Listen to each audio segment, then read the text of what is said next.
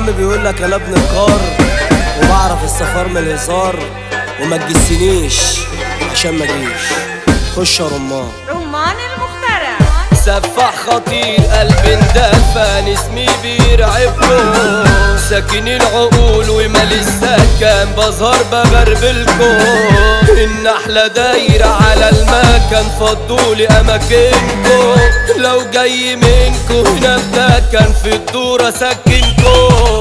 عاشق العراق دم اتفسد بقيت جحد خالص، وقت الهجوم هتشوف اسد هتقوم قوام مالس. انا كل يوم عامل جالك ومبوظ الجيهة، الكل شافني وانا محدش مال عيني فيها. هسحب سلاح وما في سماح وهنادي اعدائي، طب يلا حي على الفلاح وهشد اجزائي. من فيكو جاية معاك كفاح وقال انا فدائي، عورت نفسي ودمي ساح على نفسي مش باقي. ده كلامي كله على الملأ حساباتكو ملغية، كان ليكو كارت واخد حرق يا اصحاب يا مادية.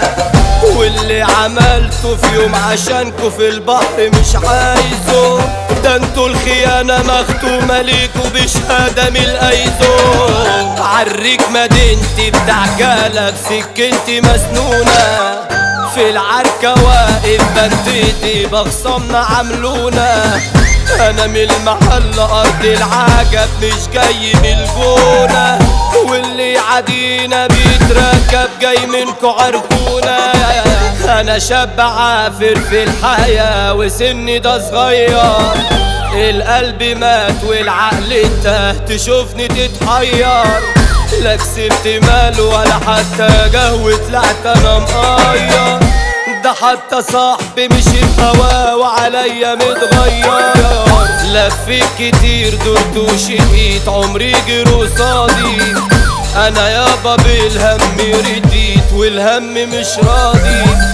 لما اخواتي اتحبسوا بقيت انا كفيل بيهم، مشيت شمال جمعت مال علشان اكفيهم.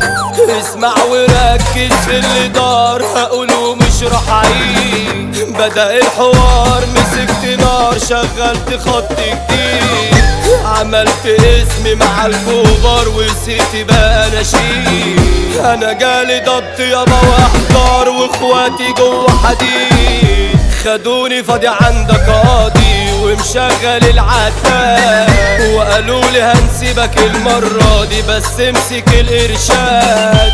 رفضت ان ابيع مبادئ امرولي بالحبسات، وهي دي كانت حكاية رفعك كده الجلسة.